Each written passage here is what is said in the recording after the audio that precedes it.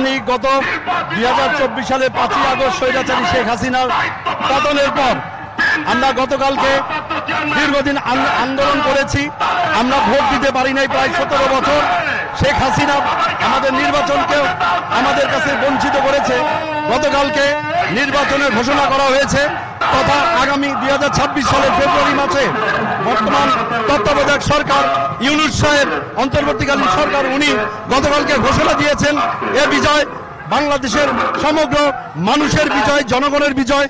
শহীদ রাষ্ট্রপতি এবং স্বাধীনতা ঘোষক জিয়াউর রহমানের সুযোগ্য সন্তান দেশনেত্রী খালেদা জিয়ার আমাদের গণতন্ত্রের মা খালেদা জিয়ার সুযোগ্য সন্তান এবং তারুণ্যের রূপকার, তারুণ্যের অহংকার তারেক রহমান আজকে যিনি ঘোষণা দিয়েছিলেন 31 দফা কর্মসূচি, সেই কর্মসূচির আলোকে আগামী দিনে যে নির্বাচন হচ্ছে সেই নির্বাচনে জাতীয়তাবাদী শক্তি তথা বিএনপি নির্বাচনের মাধ্যমে এই দেশে এসে দেশের সুশৃঙ্খলা এবং শান্তি শৃঙ্খলা প্রতিষ্ঠা করবে, এটাই আমাদের প্রত্যয়। এবং আজকের এই বিজয় র্যালিতে কামনা আমরা যাতে সবাই সুশৃঙ্খলভাবে সুষ্ঠুভাবে আমরা যাতে নির্বাচনে শরিক হতে পারি এবং সকলে যেন ভোট দিতে পারি। এবং তথা আজকে আমাদের যে ব্যাংক ফেডারেশন আছে, আমাদের 16টি ব্যাংক সমন্বয় ব্যাংক ফেডারেশন রফিক ভাই বাসার ভাইয়ের নেতৃত্বে এই ব্যাংক ফেডারেশন এবং এখানে অগ্রণী জনতা, উত্তরা বাংলাদেশ ব্যাংক, বিডিবিএল, সোনালী রূপালী জনতা, সমস্ত যে সকল ব্যাংক আছে এই ব্যাংক পাড়ায়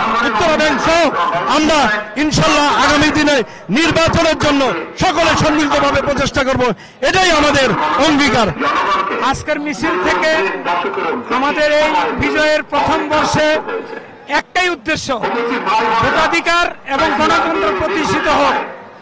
ভোটাধিকার গণতন্ত্র প্রতিষ্ঠিত হলে এদেশের সুশাসন নিশ্চিত হবে। আমরা সুশাসন নিশ্চিত হলে এদেশের মানুষ শান্তিতে বসবাস করতে পারবে। আমরা বাংলাদেশ ব্যাংক এমপ্লয়িজ ফেডারেশন 13টা ব্যাংক নিয়ে গঠিত।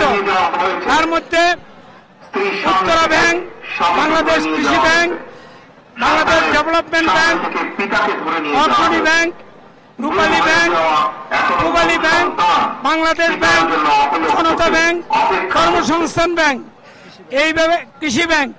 আমরা 13টা ব্যাংক নিয়ে আজকে মিছিলে এসেছি ব্যাংক পার্টি সহ। এখানে আমাদের উদ্দেশ্য একটাই, আগামী নির্বাচনে আমরা ব্যাংকাররা পুলিং এজেন্ট এবং প্রিসাইডিং অফিসার হিসেবে সুষ্ঠুভাবে যাতে নির্বাচন পরিচালনা করতে পারি তার লক্ষ্য আমাদের থাকবে। আমরা এই বিজয় মিছিল থেকে গণতন্ত্র এবং ভোটাধিকারকে পুনঃপ্রতিষ্ঠা করার জন্য অঙ্গীকার করছি। সকলকে ধন্যবাদ।